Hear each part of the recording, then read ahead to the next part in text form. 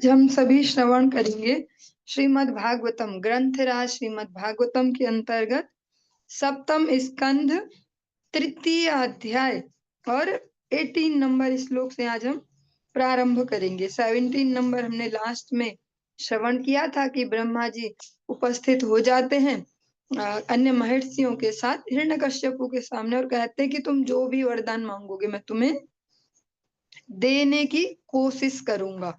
ये नहीं बोला दे दूंगा, मतलब प्रयत्न करूंगा। अद्राक्षमः मेतं ते हृत्सारं महद्भुतं दंश भक्षित देहस्य प्राणायस्थे शूरसेरते। ब्रह्मा जी कहते हैं मैं तुम्हारे धैर्य को देखकर अत्यंत विस्मित हूँ। सभी प्रकार के कीड़ों तथा चींटियों द्वारा खाए तथा काटे जाने के बावजूद तुम अपनी अस्थियों में प्राण वायु को संचालित किए हुए हो। निस्संदेह यह आश्चर्यजनक है। कितनी सारी चींटियों ने और कितनी इंटेंसिटी से रोज काटा होगा उनको, जब सारा मांस गायब किया होगा। एक बार ऐसा प्रैक्टिकली देखा मैंने, एक छिपकली थी इतनी बड़ी सी, ज्यादा बड़ी भी नहीं थी, इतनी मीडियम साइज, और वो मर के गिरी थी और उस पे बड़ी बड़ी वाली चींटियां आई ऐसे 10-15, और मैं देखते रही। वो लगभग आधा घंटा या 45 मिनट लगा उन्हें। बार बार मैं अपने काम करी, बीच बीच में देखने आ रही कि क्या चल रहा है ये। अब ये भी नहीं कर सकते कि इन्हें भगाओ क्योंकि तो मृत शरीर ही और उनका भोजन है, तो बार बार उनको मैं देख रही। तो लगभग 45 मिनट्स के राउंड उन्होंने उसको चट कर दिया। ऐसे जो हिरण्यकश्यपु हैं उनके शरीर के मांस को भी चींटियों ने चट कर दिया था, खा लिया था। और बची खुची कसर जो है वो दीमक की बाम्बी जो मिट्टी थी उसमें जो कीड़े होते हैं उन्होंने भी पूरी कर ली थी। उन्होंने तो पूरा मिट्टी का ही ढेर उनको बना दिया था, उससे ढक दिया था। ब्रह्मा जी कहते हैं कि कितना धैर्य, तुम्हारे धैर्य को देखकर मुझे आश्चर्य हो रहा है। क्योंकि जब हमें कोई एक छोटा सा मच्छर भी काटता है, अगर हम ऐसे छोटे छोटे प्रैक्टिकल एग्जाम्पल से समझने का प्रयास करेंगे तो जल्दी रिलेट कर पाएंगे। एक छोटा सा मच्छर हमारे शरीर के किसी अंग पे काटता है, हमने अभी देखा भी नहीं है, लेकिन तुरंत माइंड में मैसेज गया, हाथ ऐसे जाता है। कई बार तो मर भी जाता मच्छर ऐसे, कितने फास्ट यहाँ मैसेज गया कि यहाँ पे कुछ हुआ।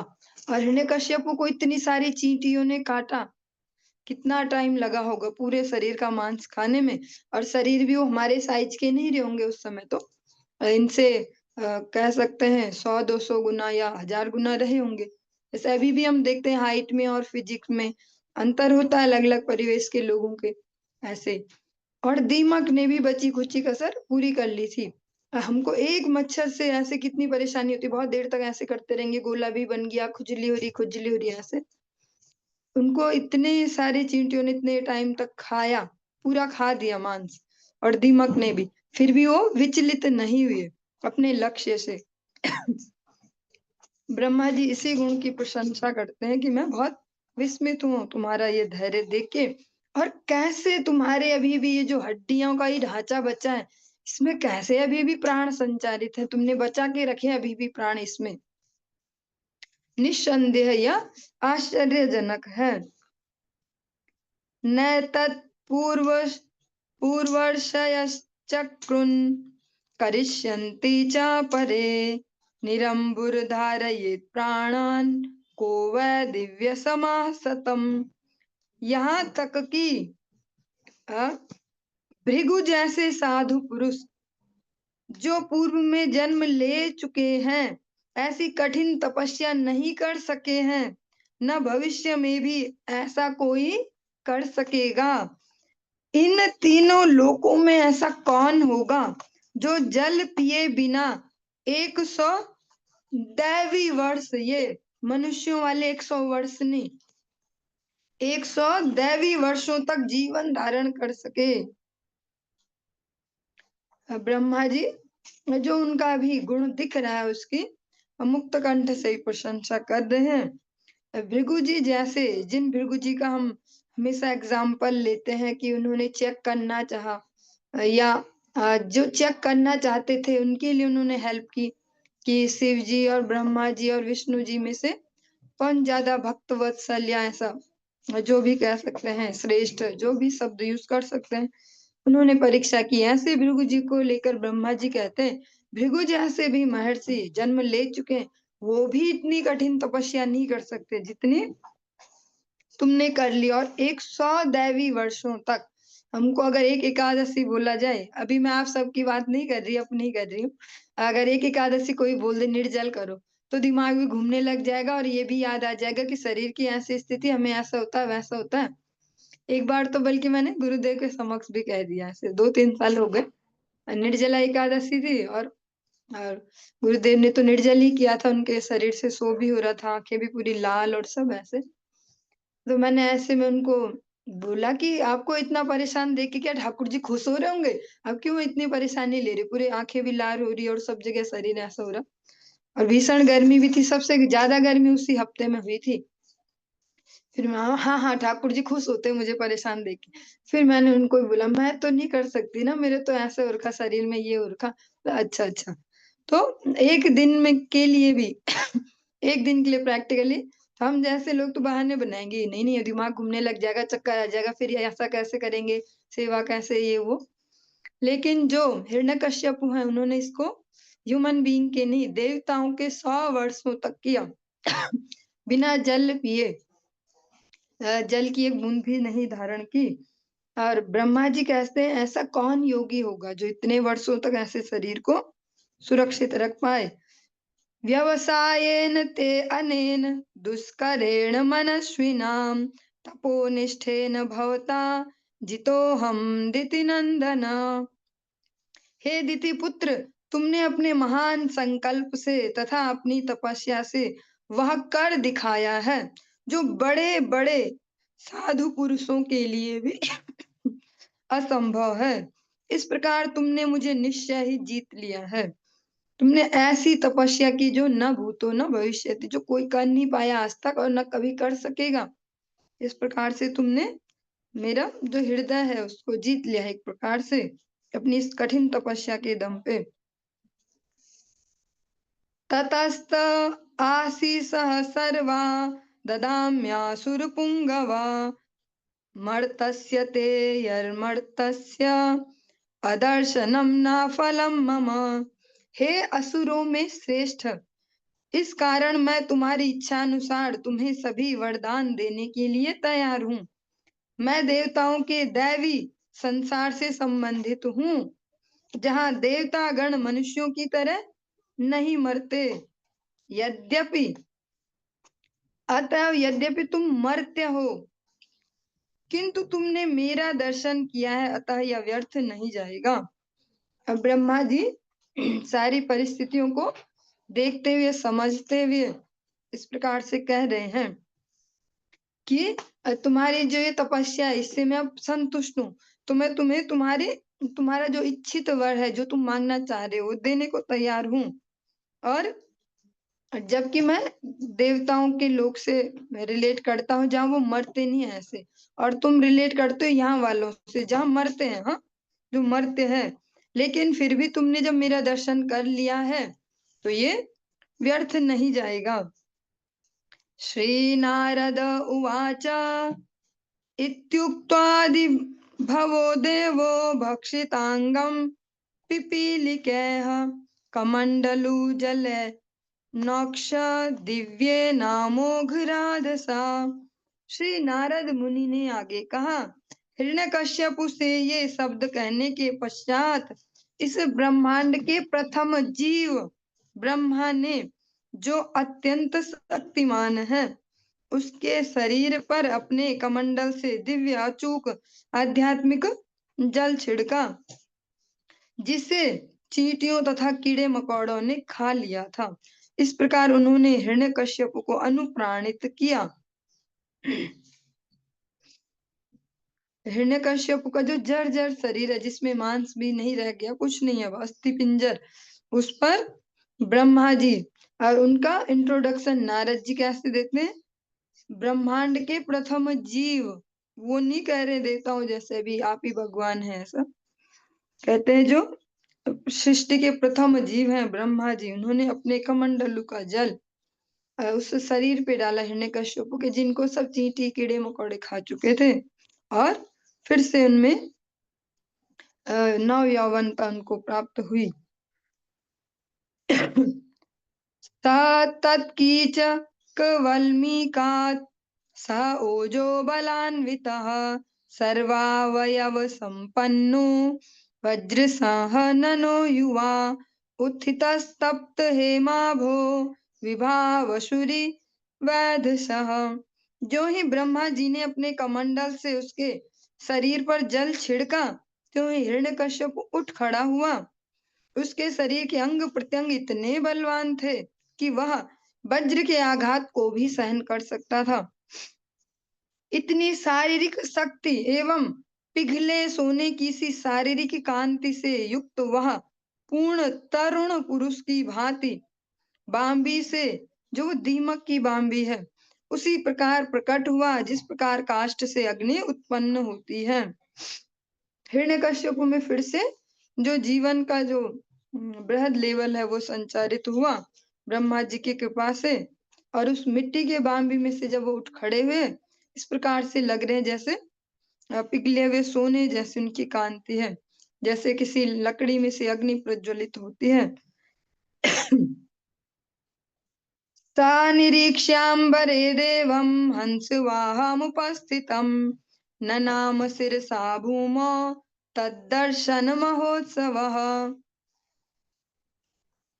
आकाश में हंसयान पर सवार ब्रह्मा जी को अपने समक्ष देखकर हिरण्यकश्यप अत्यंत प्रसन्न हुआ। वह तुरंत सिर के बल भूमि पर गिर पड़ा और ब्रह्मा जी के प्रति अपनी कृतज्ञता प्रकट करने लगा। जो हमने ध्रुव जी वाले प्रसंग में भी श्रवण किया था, जो देवलोक के निवासी होते हुए इस धराधाम का ऐसे टच नहीं करते, ब्रह्मा जी भी आकाश मंडल में ही स्थित अपने हंस पर, उनको देखकर हिरण्यकश्यप अत्यंत प्रसन्न हुए और एक तरीके से उनको दंडवत किया। उत्थाय प्राञ्जलिः प्रवईक्षमाणो दृशा विभुं हर्षाश्रु पुलकोद्भेदो गिरा गदगदया गृणात्। तब दैत्यराज भूमि से उठा और ब्रह्मा जी को अपने समक्ष देखकर प्रसन्नता से अभिभूत हो गया।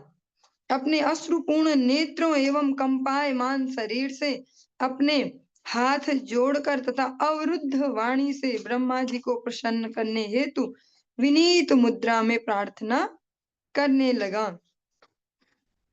श्री हिरण्यकशिपुरुवाच कल्पान्ते कालसृष्टेन यो अंधेन तमसावृतम् अभिव्यनग जगदिदं स्वयं ज्योतिः स्वरोचिषा आत्मना त्रिवृत्ता चेदं सृज्यत्यावति लुम्पति रजः सत्त्वतमो धाम्ने पराय महते नमः। मैं इस ब्रह्मांड के सर्वोपरि स्वामी को सादर नमस्कार करता हूँ। उनके जीवन के प्रत्येक दिन के अंत में यह ब्रह्मांड काल के प्रभाव से घने अंधकार द्वारा आच्छादित हो जाता है और दूसरे दिन पुनः वही आत्म तेजस्वी स्वामी अपनी निधि तेज से अपनी भौतिक शक्ति के माध्यम से, जो प्रकृति के तीनों गुणों से युक्त है, संपूर्ण जगत का सृजन पालन और संहार करते हैं। वे ब्रह्मा जी ही सत्व गुण, रजोगुण तथा तमोगुण प्रकृति के इन तीनों गुणों के आधार हैं। हिरण्यकश्यप इस प्रकार से उनकी वंदना कर रहे हैं, स्तुति कर रहे हैं कि जो देवलोक का एक दिन है उसमें पूरी सृष्टि यहाँ चलती भी है, अंत में रात्रि के समय वो सब विलय हो जाती है, दूसरे दिन फिर से उसका उद्भव हो जाता है। नम आद्याय बीजाय ज्ञान विज्ञान मूर्तये प्राणेन्द्रिय मनोबुद्धि विकारैर्व्यक्ति मीयुषे। मैं इस ब्रह्मांड के मूल पुरुष ब्रह्मा जी को नमस्कार करता हूँ, जो ज्ञान विशेष हैं तथा जो इस विराट जगत को उत्पन्न करने में मन तथा अनुभूत बुद्धि का उपयोग कर सकते हैं। उनके क्रियाकलापों के कारण ही इस ब्रह्मांड में हर वस्तु दृष्टिगोचर हो रही है अतएव वे समस्त अभिव्यक्तियों के कारण हैं।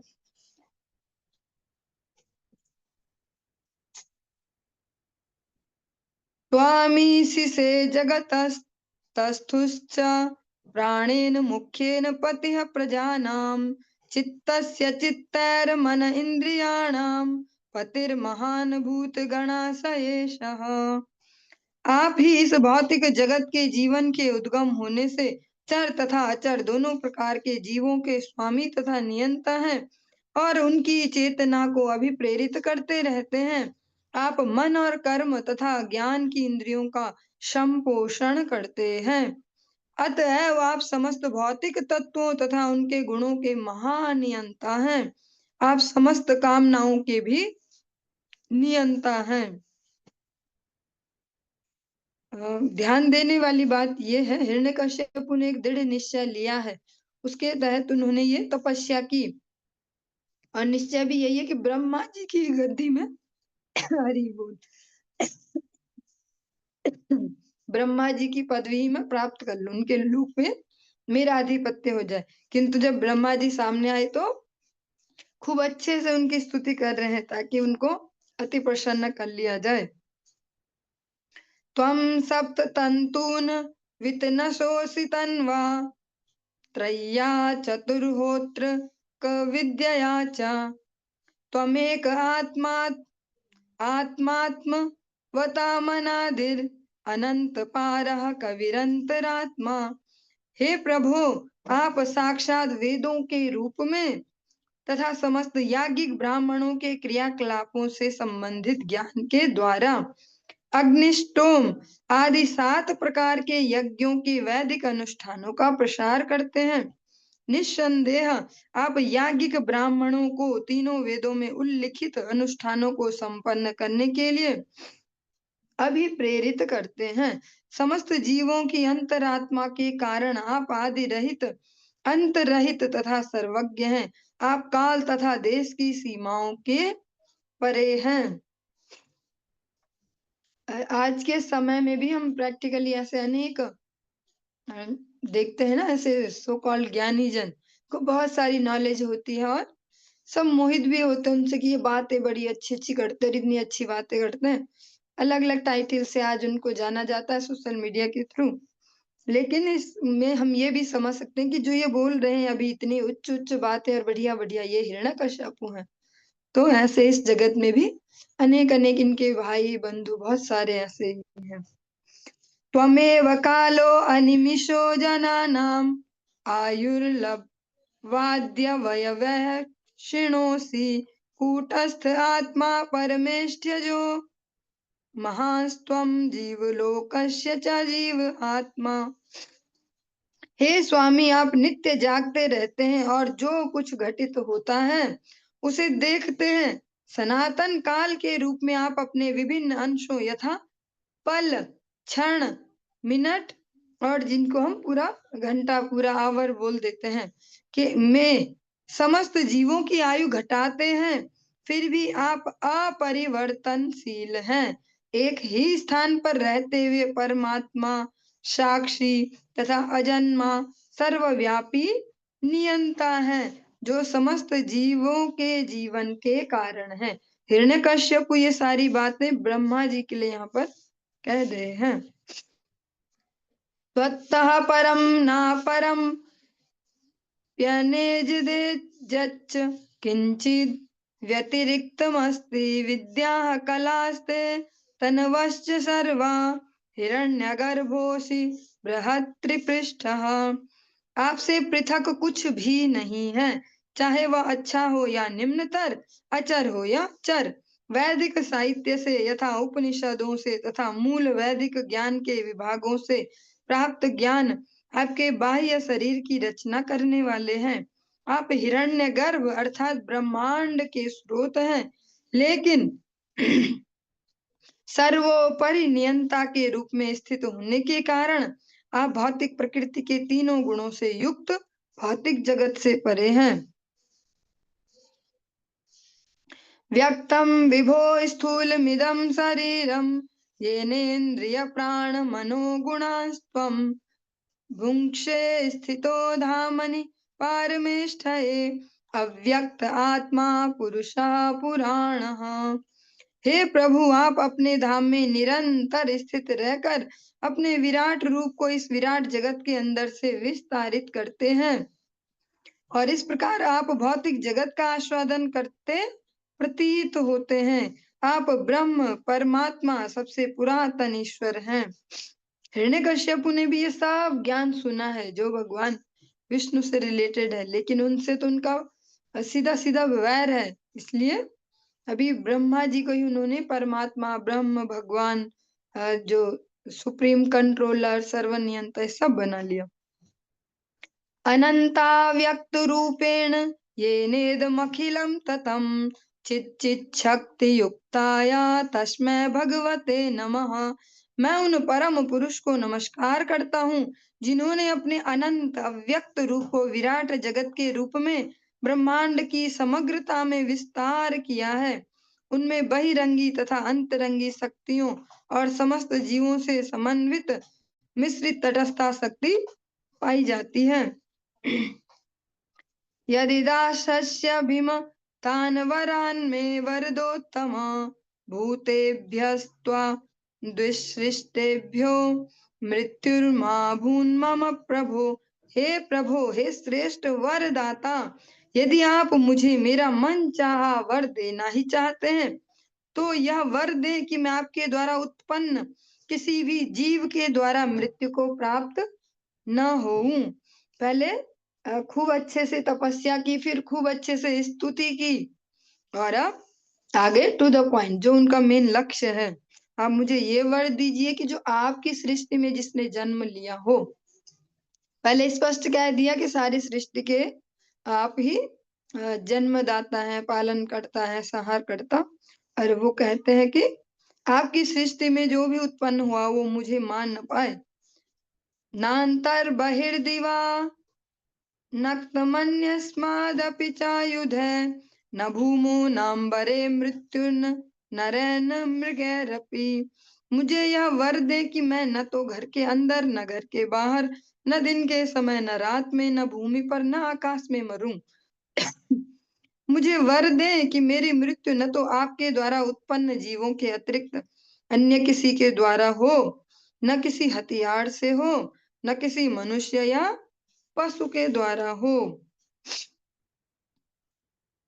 व्यासोभिर्वा सुमद्भिर्वा सुरासुरमहोरगैः अप्रतिद्वन्द्वतां युद्धे एकपत्यं च देहिनां सर्वेषां लोकपालानां महिमानं यथात्मनः तपोयोग प्रभावाणां यन्न ऋष्यति कर्हिचित्। आप मुझे वर दें कि किसी सजीव या निर्जीव प्राणी द्वारा मेरी मृत्यु न हो। मुझे यह भी वर दे कि मैं किसी देवता या असुर द्वारा या अधोलोक के किसी बड़े सर्प द्वारा न मारा जाऊं। क्योंकि आपको युद्ध भूमि में कोई मार नहीं सकता, इसलिए आपका कोई प्रतिद्वंदी भी नहीं है। ब्रह्मा जी को ही कह रहे हैं कि आपको तो कोई मार नहीं सकता, इसलिए आपका कोई दुश्मन भी नहीं है, प्रतिद्वंदी भी नहीं है जो आपको ललकार सके। इसी प्रकार आप मुझे भी यह वर दें कि मेरा भी कोई प्रतिद्वंदी न हो, कोई हो न मेरी टक्कर का। मुझे सभी जीवों तथा लोकपालों का एक छत्र स्वामित्व प्रदान करें। और जीवी जीवनी बोला कि धरती के वासी या असुर लोग, सारे लोकपाल भी जो अलग अलग लोकों के लोकपाल हैं, और उस पद से प्राप्त होने वाला समस्त यश दें। साथ ही मुझे लंबी तपस्या तथा योगाभ्यास से प्राप्त होने वाली समस्त योग शक्तियां दें, क्योंकि ये कभी भी विनष्ट नहीं हो सकते। हिरण्यकश्यपु ने सबसे पहले अपना गोल सेट किया, अच्छे से सोच समझ के, इधर से उधर से, हर एंगल से। और अब वो सारे के सारे जो भी उन्होंने नोट किया था कि ये मेरी इच्छा है, आज ब्रह्मा जी के समक्ष अपनी सारी इच्छाएं रखते हैं कि आप मुझे ये सब वरदान दे दें। इस प्रकार से जो ये सप्तम स्कंद का तृतीय अध्याय यहाँ पर संपूर्ण होता है। और अब हम अध्याय 4 में प्रवेश कर रहे हैं। इसमें हम श्रवण कर पाएंगे कि हिरण्यकश्यपु ने फिर ये जो अनियंत्रित शक्तियां, इनसे कैसे सारे ब्रह्मांडों में आतंक का विस्तार किया। श्रीनारद उवाच एवं वृत्तः शतधृतिर्हि हिरण्यकशिपोरथा प्रादात् तपसा प्रीतो वरांस्तस्य सुदुर्लभान्। श्री नारद मुनि ने कहा, ब्रह्मा जी हिरण्यकश्यप की दुष्कर तपस्या से अत्यंत प्रसन्न थे। अतएव जब उसने उनसे वरों की याचना की तो निसंदेह उन्होंने वे दुर्लभ वर प्रदान कर दिए। श्री ब्रह्मोवाच ताते मे दुर्लभा पुंसाम यान वृणीशे वरान मम तथापि वितराम्यंग वरान यद्यपि दुर्लभान। ब्रह्मा जी ने कहा, हे हिरण्यकशिपु, तुमने जो जो वर मांगे हैं वे अधिकांश मनुष्यों को बड़ी कठिनाई से प्राप्त होने वाले हैं। हे पुत्र, यद्यपि ये वर सामान्यतया उपलब्ध नहीं हो पाते तथापि मैं तुम्हें प्रदान करूंगा। ये नॉर्मली किसी को मिलते नहीं एक साथ इतने सारे वर, लेकिन मैं तुम्हें प्रदान करूंगा। ततो जगाम भगवान मोघानुग्रहो विभु पूजितो असुरवर्येण स्तूयमानः प्रजेश्वरः। तब अमोघ वर देने वाले ब्रह्मा जी दैत्यों में श्रेष्ठ हिरण्यकशिपु द्वारा पूजित होकर तथा महर्षियों एवं साधु पुरुषों द्वारा प्रशंसित होकर वहां से प्रस्थान कर गए। ब्रह्मा जी ने उनको ये ऐसे अमोघ वर दिए जो कभी नष्ट नहीं हो सकते और वहां से चले गए। एवं लब्ध वरो दैत्यो विभ्रदे धेमय ममयं वपुः भगवत्य करो द्वेषम भ्रातुर्वध मनुस्मरन्। इस प्रकार ब्रह्मा जी से आशीष पाकर तथा कांति युक्त स्वर्णिम देह पाकर असुर हिरण्यकश्यपु अपने भाई के वध का स्मरण करता रहा और इसलिए वह भगवान श्री विष्णु का ईर्ष्यालु बना रहा। जो हिरण्यकश्यपु वाला प्रसंग है ये बहुत सुंदर शिक्षा भी देता, हमें बहुत सारी शिक्षाएं देता, पर एक शिक्षा ये भी है इसमें से, भले ही हम पूरी दुनिया को अनुकूल कर दें, हमारे ये भी जानने वाले हमारे वो भी जानने वाले सब सेट है, सब जगह कांटेक्ट है, कोई भी प्रॉब्लम होगी तो इस एक कॉल में ये भी सॉर्ट आउट, ये भी ऐसा ऐसा, लेकिन अगर भगवत विमुखता जीवन में है तो फिर वो सब जीरो ही है। ब्रह्मा जी से ऐसे अमोघ अमोघ वरदान लेके भी हिरण्यकश्यपु के हृदय में जो द्वेष है भगवान के लिए वो कम नहीं हुआ। इतनी तपस्या कर दी, सिर से भी आग निकलने लगी, चींटियां शरीर खा गई, दीमक भी लग गई, ये सब भी हो गया, सारे ब्रह्मांडों तक भी तपस्या का तेज पहुंच गया, पर भगवान के प्रति जो ईर्ष्या हृदय में वो थोड़ी सी भी इधर की उधर नहीं हुई, वो थोड़ी सी भी मिटी नहीं। तपस्या उनके लिए ऐसा इरेजर नहीं बन पाए कि जो भगवान के लिए ईर्ष्या मिटा पाए। तो जो भगवान के प्रति समर्पण है ये किसी आर्टिफिशियल तरीके से नहीं आ सकता। इसीलिए कहते हैं गुरु वैष्णव प्रसाद से ये प्राप्त होता है, हमारे किसी गुण से नहीं हो सकता। हिरण्यकश्यप जैसा तो कोई इमेजिन भी नहीं कर सकता, करना तो दूर। हाँ, छोटे छोटे ही हमें यहाँ अगर दिया जाए नियम, सुबह ऐसे जल्दी उठना या फालतू गप्पे नहीं मानना, कितनी बड़ी बात हो जाती है हमारे लिए कि गप नहीं मानिए, किसी का फोन आएगा तो कोई आ जाए घर पे तो गप्पे नहीं मानिए कि 1-2 घंटे, आधा घंटा तो मिनिमम देना ही होता है एक आदमी को, ऐसे तो बहुत बड़ी बात हो जाएगी।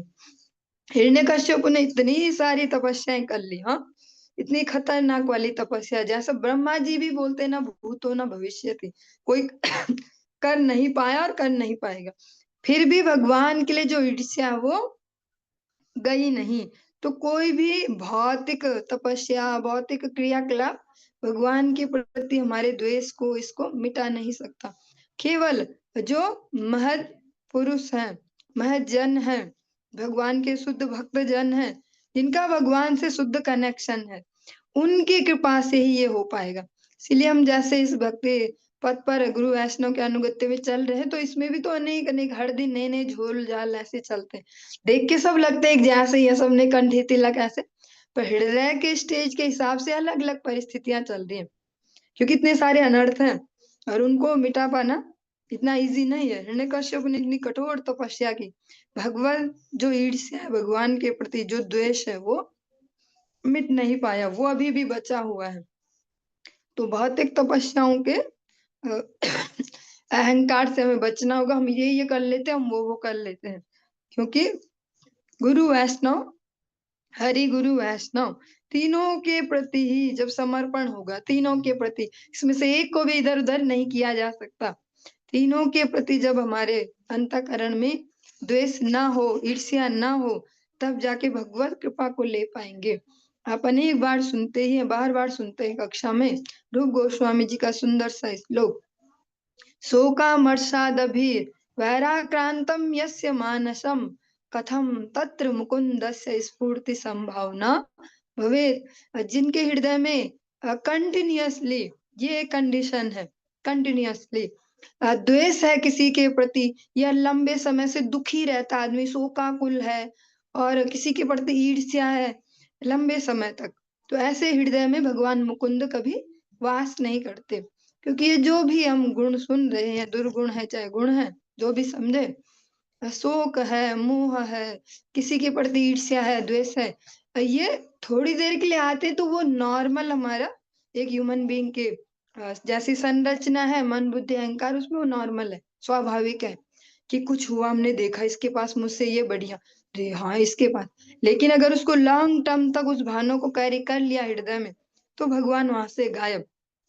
किसी के प्रति कोई दोष देखा किसी का, वो थोड़ी देर, ये ऐसा करते हैं, ये वैसे तो बड़े बनते भक्त, वो थोड़ी देर चलो, पर उसके बाद फिर हम दूसरे से भी कह रहे हैं, चौथे से भी कह रहे हैं, 10वें से भी कह रहे हैं, 100वें से भी कह रहे हैं, रात दिन उसको ही कैरी फॉरवर्ड कर रहे हैं अपनी चेतना में, तो भगवान मुकुंद गायब हो जाएंगे। भले हम कितना ही जस्टिफाई करते जाए कि वो आदमी है ही खराब, वो आदमी है ही खराब, लेकिन जितना हम उसको खराब खराब देखते जा रहे हैं, उसका वो खराब खराब वाला गुण एक इनविजिबल तार से हम में शिफ्ट होते जा रहा है। हमें लग रहा है कि हम उसका शोधन कर रहे हैं शायद, हाँ उसकी गलती देख रहे हैं, उसको ठीक करना चाह रहे हैं, या है ही जब उसमें ऐसी गड़बड़ तो बोलेंगे नहीं हम दूसरे से, जब है ही उसमें ऐसा, पर वो जो है ही ऐसा, उससे अपना ही नुकसान होता है। वो सारे दुर्गुण जिनको हम देख रहे हैं दूसरों के, वो हम में कब आ गए हमें पता नहीं चला। दूसरे के जिस गुण की हम निंदा कर रहे थे, वो कब हम में एंटर हो गया हमें पता नहीं चलेगा, बहुत सूक्ष्म है इनकी गति। इसीलिए जगत गुरु भक्त सिद्धांत सरस्वती गोस्वामी ठाकुर प्रभुपाद स्पष्ट अपने आश्रित जनों को कहते, फोकस ऑन योरसेल्फ, दूसरे को मत देखो। अनेक बार प्रैक्टिकली उनके कई शिष्यों ने कई अन्य शिष्यों की शिकायतें भी तो की होंगी कि गुरुदेव देखो वो ऐसा करता है, वैसा करता है, तो हर बार यही जवाब मिला, फोकस ऑन योरसेल्फ। आप अपने लिए इस जगत में आए, अपने मंगल के लिए। हाँ, जो हम बोलते हैं लाइन, जीवेर स्वरूप है कृष्णेर नित्य दास, तो पर्टिकुलरली हमारे लिए इंडिविजुअली, हम अलग अलग रोल होते हुए एक इंडिविजुअल जीवात्मा है, हमारे एक इंडिविजुअल अस्तित्व, हमारे एक अलग से हिसाब किताब रखा जा रहा है कहीं पे। ये अग्नि जल वायु जो पंच तत्व हम कह रहे हैं, हमारा हिसाब किताब रख रहे हैं हर दिन, कितनी किसके लिए ईर्ष्या की, कितनी किसके लिए द्वेष पाला, ये जो जो भी हम करते जा रहे हैं, सब हिसाब रखा जा रहा है। हम यहाँ जस्टिफाई किसी और को कर सकते हो, वो खराब है, वो ऐसा है, वो ऐसा ही है, वो हमेशा ऐसा ही, पर लेकिन ये जो सूक्ष्म तत्व है, इनको हम कन्वेंस नहीं कर पाएंगे कि हम बहुत बढ़िया है, ये बहुत खराब है। वो सबको अपने हिसाब से जज करेंगे। तो भक्ति सिद्धांत सरस्वती गोस्वामी ठाकुर प्रभुपाद कहते हैं, दूसरों का छिद्राणुवेषण न करें, दूसरों के छेद न ढूंढते जाएं, अपने ढूंढे और उन्हें बढ़ते जाएं, कि हमें अपने लिए तो जीवन मिला है। कोई मूर्ख ही होगा ना कि दूसरे की भलाई में लगा रहे, दूसरे का ये सब ढूंढता रहे और अपना कंगाल बना रहे। जो समझदार होगा पहले अपने ऊपर फोकस करेगा। तो जो भगवत भक्ति के राज्य में आगे बढ़ रहे हैं उनके लिए बहुत आवश्यक है हम दूसरों को ज्यादा फोकस ना करें, बस दिखे जब दुर्गुण टाइप जो हमें लग रहे हैं दुर्गुण, क्योंकि कई बार होता है ना, जो आज हमें लगा कुछ समय बाद पता चलता अच्छा उन्होंने इसलिए किया था वो, और उसी समय हमें पता नहीं होता कि ऐसा क्यों कर रहे। तो इस बात को हमेशा हम माइंड में रखेंगे कि हरि गुरु वैष्णव सब जानते हैं और वो ही सुप्रीम नियंता है, तो हम नियंता न बने, हम अपने अपने आचरण के, अपने अपने बिहेवियर के, अपने अपने जीवन के नियंता छोटे मोटे बन सकते हैं। ये बहुत आवश्यक है। हिरण्यकश्यप या हम जो भी ऐसे प्रसंग सुन रहे हैं, एक बहुत सुंदर सी बात किसी ने कही, वो रिपीट करते हैं, भगवत भक्त ने कही, वैष्णव ने, कि जो भगवान की ये कथाएं हैं सुंदर सुंदर भागवतम की, ये लड्डू जैसे हैं, और इन लड्डुओं के अंदर गुरु वैष्णव ने हमारे लिए छोटी छोटी दवाइयां घुसा के रखी है, जो इनके लास्ट में जो सार आता है, इस कथा में ये सार है, इसमें से हमने ये उसके अंदर छुपा के रखा है दवाई के रूप में। लेकिन हम बहुत होशियार है, हमने लड्डू को खोला, दवाई को निकाला और फेंक दिया, और लड्डू लड्डू खा रहे, सालों से लड्डू खा रहे हमने तो भाई 100 कथा तो सुन ही ली होंगी। हाँ, जब भी जही कथा होती है हम जाते हैं, हम सुनते हैं, बहुत कथा सुनते हैं, हम रात दिन सुनते हैं। अगर लाइव नहीं मिल पाती तो हम टीवी पे देख लेते हैं, फोन पे देख लेते हैं। लेकिन अगर दवाई को निकाल के फेंक देंगे, लड्डू लड्डू खाते जाएंगे, तो इसी लड्डू से डायबिटीज हो जाएगी। तो इनमें जो सार है उनको भी लेते जाएंगे तो जीवन सरल होगा, भक्ति पथ ईजी होगा, और एक्चुअल में समझ पाएंगे कि ये दुनिया है कौन सी, भक्ति राज्य है क्या। जो हम सुन रहे हैं, हिरण्यकश्यपु ने इतने दृढ़ संकल्प से ये किया और इतनी बड़ी तपस्या कर दी, तो इतना इजी थोड़ी ना है ये, कितनी विल पावर चाहिए उसके लिए। लेकिन साथ में ये भी सुन रहे हैं, द्वेष नहीं गया हृदय का, तो द्वेष ऐसे ही नहीं जाएगा, हमें लगेगा हम इतनी मालाएं घुमा लेते हैं, इतना ये करते हैं, ऐसे द्वेष नहीं जाएगा।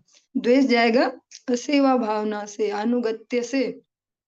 और ठाकुर जी को पावरफुल क्यों नहीं माने हम, कि जब भगवान है तो फिर अ, नित्य लीला पुरुष श्री भक्ति वल्लभ तीर्थ गोस्वामी महाराज जी, जो हमारे गुरुदेव के ज्येष्ठ गुरु भ्राता हुए हमारे गुरु वर्ग हैं, वो कहते हैं कि जब भगवान बोल दिया ना कि भगवान है श्री कृष्ण, तो भगवान मानने में क्या दिक्कत है। फिर जब भगवान है तो सर्वशक्तिमान है, सर्वज्ञ है, तो फिर हम क्यों उनके बदले वो काम करने लग जाए, दूसरे के छेद ढूंढो और उन छेदों को सबको दिखाओ, देखो इसमें ये छेद है, इसमें ये छेद है। हम अपने अपने छेद ढूंढे और उनको भरने का प्रयास करें। इन कथाओं से जो सार है उसको ले लेंगे तो जीवन इजी होते जाएगा, दिमाग पे और मन पे इतने सारे बोझे नहीं रहेंगे। बस फाइनली जब देखें, किसी के दोष देखें, गुण देखें, तो भगवान को ही धन्यवाद दें कि आप ही सब करने वाले हो, आप देख लेना, हाँ मेरे बस का नहीं है इस पे ज्यादा फोकस करना, आप फोकस कर लेना। जब इतना सोचेंगे तो इजी हो जाएंगे, और जितना खुद ही फोकस करते जाएंगे दूसरों के छेदों पे, वो छेद हमारे जीवन में आते जाएंगे। सा विजित्य दिशा सर्वा लोकांश्च त्रीन् महासुरः देवासुरमनुष्येन्द्र गंधर्व गरुडोर्गान् सिद्धचारण विद्याद्रान् ऋषीन् पितृपतीन् मनून् यक्ष रक्षः पिशाचेशान् प्रेतभूतपतीनपि सर्वसत्त्वपति जित्वा वशमानीय विश्वजित् जहार लोकपालानां स्थानानि सा तेजसा। हरि बोल। हिरण्यकश्यपु संपूर्ण ब्रह्मांड का विजेता बन गया। इस महान असुर ने तीनों लोकों, उच्च मध्य तथा निम्न लोकों को जीत लिया, जिसमें मनुष्यों, गंधर्वों, गरुड़ों, महासर्पों, सिद्ध, चारण, विद्याधर, महामुनियों, यमराज, मनुओं, यक्षों, राक्षसों, पिशाचों तथा उनके स्वामी एवं भूत प्रेतों के स्वामियों के लोग सम्मिलित थे। उसने उन समस्त अन्य ग्रहों के शासकों को भी हरा दिया जहां जहां जीव रहते थे, और उन्हें अपने अधीन कर लिया। सबके निवासों को जीतकर उसने उनकी शक्ति तथा उनके प्रभाव को छीन लिया। ये बहुत ही सेंसिटिव सारे ही प्रसंग श्रीमद् भागवतम में, कुछ भी अननेसेसरी नहीं है, बहुत ज्यादा इनमें शिक्षाएं भरी पड़ी है। हमारा थोड़ा थोड़ा कुछ सेट होता है लाइफ में, जो हमें लगता है सेट, तो एक अलग सा वो आ जाता है कि हाँ हम कुछ हैं ऐसे। लेकिन हिरण्यकश्यपु ने तो जितने टाइप के जहां भी जीवन है, जिस प्रकार से भी हम इतने सारे नाम सुन रहे हैं, सबको ही जीत लिया था। लेकिन एक ही छेद था, और वो सबसे बड़ा छेद निकला, भगवान से शत्रुता, भगवान को समर्पण नहीं था। देवोद्यान श्रियाजुष्ट मध्यास्ते स्म त्रिपिष्टपम महेंद्र भवनम साक्षान् निर्मितम विश्वकर्मणा त्रैलोक्य लक्ष्म्या यतन मध्यु वासाखिलद्रिमत समस्त ऐश्वर्य से युक्त हिरण्यकश्यपु स्वर्ग के सुप्रसिद्ध नंदन उद्यान में रहने लगा, जिसका भोग देवता करते हैं। वस्तुतः वह स्वर्ग के राजा इंद्र के अत्यंत ऐश्वर्यशाली महल में रहने लगा। इस महल को प्रत्यक्षतः देवताओं के शिल्पी विश्वकर्मा ने निर्मित किया था और इसे इतने सुंदर रूप से बनाया गया था मानो संपूर्ण विश्व की लक्ष्मी वही निवास कर रही हो। गोल सबका फाइनली स्वर्ग ही है। हिरण्यकश्यप भी सारे लोगों को जीत के और आनंद से स्वर्ग में निवास करने लगे। यत्र विद्रुम सोपाना महामारकता भुवा, यत्र स्फाटिक कुड्यानि वैदुरस्तंभ पंक्तयः, यत्र चित्रवितानानि पद्मरागासनानि च फयाफेन निभासय्या मुक्ता दाम परिच्छदाः, कूज कूजदिर्भिर्नूपुरैर्देव्यः सब्दन्त्य इतस्ततः रत्नस्थलीषु पश्यन्ति सुदतिः सुन्दरं मुखम्। तस्मिन् महेन्द्र भवने महाबलो महामना निर्जितलोक एकराट, रेमे अभिवन्द्याग्रियुगासुरादिभिः प्रतापी तैरूर्जित चंड शासनः। राजा इंद्र के निवास की सीढ़ियां मूंगे की थी, जो हम रत्नों के रूप में कोई कोई राशि नागिस के रूप में अपने हाथों में ऐसे धारण करते हैं, उसकी सीढ़ियां बनी हुई थी। फर्श अमूल्य पन्ने से जड़ित था, दीवारें स्फटिक की थी और खंबे वैदूर्य मणि के थे। उसके अद्भुत वितान सुंदर रूप से सजाए गए थे, आसन मणियों से जड़ित थे और झाग के सदृश श्वेत रेशमी बिछौने मोतियों से सजाए गए थे। महल की स्त्रियां और जिनके सुंदर दांत तथा अद्भुत रमणीय मुखारविंद थे, वे महल में इधर उधर विचर रही थी। उनके घुंघरुओं से मधुर झनकार निकल रही थी और वे रत्नों में अपने सुंदर प्रतिबिंब देख रही थी।